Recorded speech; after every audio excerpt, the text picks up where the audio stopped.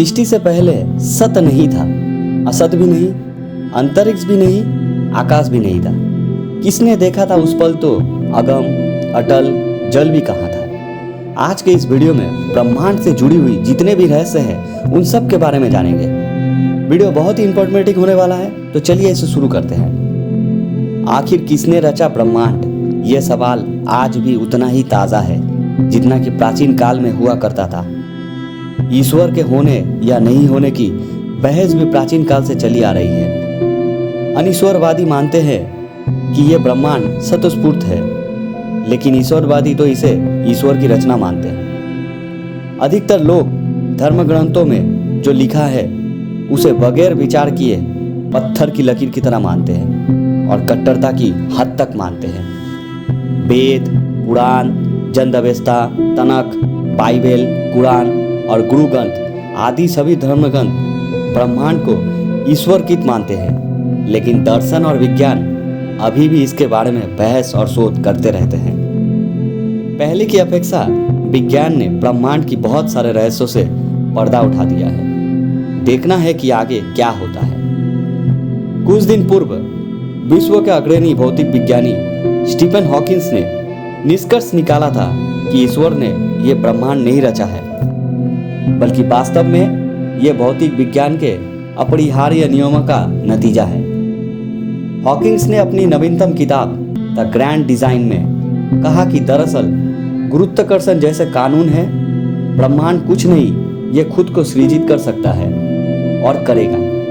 स्वतःस्फूर्त season के चलते ही कुछ नहीं के बजाय कुछ है। ब्रह्मांड का वजूद है, हमारा वजूद है। ए हिस्ट्री ऑफ टाइम से दुनिया को चौंकाने वाली भौतिक विज्ञानी ने अपनी इस नई किताब में सर आइजैक न्यूटन की इस अवधारणा को खारिज कर दिया कि ब्रह्मांड स्वतःस्फूर्त ढंग से बना शुरू नहीं कर सकता, बल्कि ईश्वर ने उसे गति दी है। डेली टेलीग्राफ की एक रिपोर्ट के अनुसार हॉकिंस ने कहा कि ब्लू टॉर्च पेपर को रोशन करने और ब्रह्मांड के आगाज के लिए ईश्वर का आह्वान करना जरूरी नहीं है। उल्लेखनीय है कि सन 1968 की अपनी किताब ए हिस्ट्री ऑफ टाइम में हॉकिंस ने ब्रह्मांड के सीजन में ईश्वर की भूमिका खारिज नहीं की थी, बल्कि साल 2002 में हुए एक शोध अनुसार हबल अंतरिक्ष दूरबीन ने हमारी आकाश गंगा के प्राचीनतम तारों का पता लगाया है, जिसके आधार पर ब्रह्मांड की उम्र 13 से 14 अरब वर्ष के बीच आंकी गई है।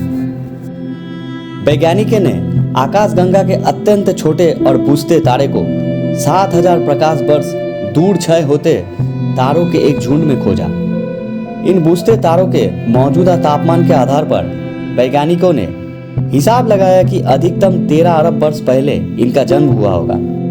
पहले ब्रह्मांड की उम्र 15 अरब वर्ष मानी जा रही थी। इस तरह पहली ब्रह्मांड की उम्र का आधार तारों के ठंड होने की रफ्तार को बनाया गया है। इससे पहले ब्रह्मांड की फैलने की दर को उसकी उम्र मापने का आधार बनाया गया था, जिसके आधार पर 15 अरब वर्ष माना जाता रहा। इस ताजा खोज के महत्व को स्पष्ट करते हुए स्पेस टेलीस्कोप साइंस इंस्टीट्यूट के ब्रूस मेरेगो ने कहा कि यह बिल्कुल वैसा नहीं है कि आपके अपनी उम्र मालूम है, लेकिन उस उम्र के बारे में आपके पास कोई सबूत नहीं है। धर्म तो सीधे सीधे ईश्वर को रचयिता मानकर छुटकारा पा लेता है, जैसे कि तनख, बाइबल और कुरान के अनुसार इसे 6 दिन में ईश्वर ने रचा। लेकिन इस संबंध में वेद और विज्ञान की धारणाएं भिन्न है। लगभग 14 अरब साल पहले ब्रह्मांड नहीं था, सिर्फ अंधकार था।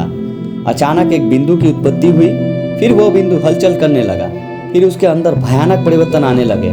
इस बिंदु के अंदर ही होने लगी विस्फोट। तब अंदर मौजूद प्रोटॉन्स की आपसी टक्कर से अपार ऊर्जा का जन्म हुआ।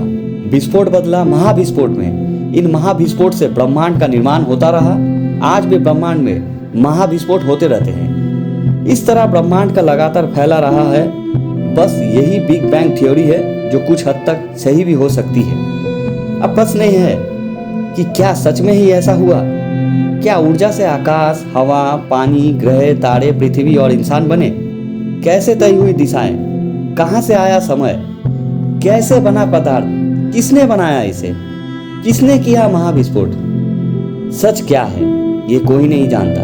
यदि कोई जानने का प्रयास नहीं करता तो उसके लिए धर्म के रेडीमेड उत्तर ही सही है, उसी मेंढक की तरह जिसकी कहानी हम बचपन से सुनते आए हैं। हिंदू धर्म अनुसार क्या है ब्रह्मांड की उत्पत्ति का सिद्धांत, जानिए।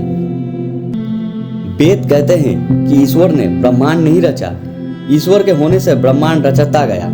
उसकी उपस्थिति ही इतनी जबरदस्त थी कि सब कुछ होता गया। आत्मा उस ईश्वर का ही प्रतिबिंब है। वेदों के अनुसार ये ब्रह्मांड पंच कोशों वाला है, जहां सभी आत्माएं किसी न किसी कोश में निवास करती है। ये पंच कोश हैं जड़, प्राण, मन, विज्ञान और आनंद। यहाँ पर वेद और पुराण दोनों के ही सिद्धांत प्रस्तुत है। नाद अर्थात ध्वनि और बिंदु अर्थात प्रकाश, इसे अनाहत या अनहत की ध्वनि कहते हैं, जो आज भी सतत जारी है। इसी ध्वनि को हिंदुओं ने ओम के रूप में व्यक्त किया है। ब्रह्मा प्रकाश स्वयं प्रकाशित है, परमेश्वर का प्रकाश। ब्रह्मा, ब्रह्मांड और आत्मा ये तीन तत्व हैं। ब्रह्मा शब्द ब्रह्म धातु से बना है, जिसका अर्थ बढ़ना या फूट पड़ना होता है। ब्रह्मा वो है जिसमें से संपूर्ण सृष्टि और आत्मा की उत्पत्ति हुई है, या जिसमें से ये फूट पड़े हैं। विश्व की उत्पत्ति, स्थिति और विनाश का कारण ब्रह्मा है।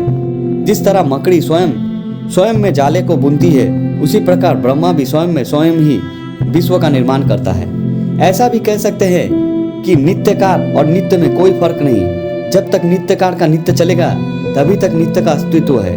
इसलिए हिंदुओं ने ईश्वर को होने की कल्पना अर्धनारीश्वर से किया के रूप में भी किया, जो नटराज है। पृथ्वी, जल, वायु, अग्नि, आकाश, मन, बुद्धि और अहंकार, ये प्रकृति के 8 तत्व हैं। जब हम पृथ्वी कहते हैं तो सिर्फ हमारी पृथ्वी नहीं, प्रकृति के उन्हीं रूपों में सत्य, रज और तम गुणों की सम्यता रहती है। प्रकृति के प्रत्येक कण में उक्त तीनों गुण होते हैं। ये ब्रह्मांड अंधकार है। ये ब्रह्मांड जल या बर्फ और उसके बादलों से घिरा हुआ है। इसमें जल से भी 10 गुना ज़्यादा ये अग्नि तत्व से आच्छादित है, और इसमें भी 10 गुना ज़्यादा ये वायु से घिरा हुआ है। माना गया है वायु से 10 गुना ज़्यादा ये आकाश से घिरा हुआ है, और ये आकाश जहाँ तक प्रकाशित होता है वहाँ से 10 गुना ज़्यादा तामस अंधकार से घिरा हुआ है, और ये तामस अंधकार भी अपने से 10 गुना ज़्यादा महत से घिरा हुआ है। और महत उस एक असीमित, अपरिमेय और अनंत से घिरा है। उस अनंत से ही पूर्ण की उत्पत्ति होती है, और ये उसी से उसका पालन होता है, और अनंत ये ब्रह्मांड उस अनंत में ही लीन हो जाता है। ब्रह्मांड कई गुना जल, बादल, अग्नि, वायु, आकाश और अंधकार से घिरा हुआ है।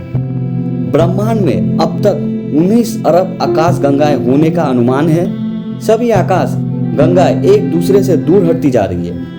19 अरब आकाश गंगा में से हमारी आकाश गंगा मिल्की वे आकाश गंगा है। सृष्टि को ब्रह्मांड कहा जाता है।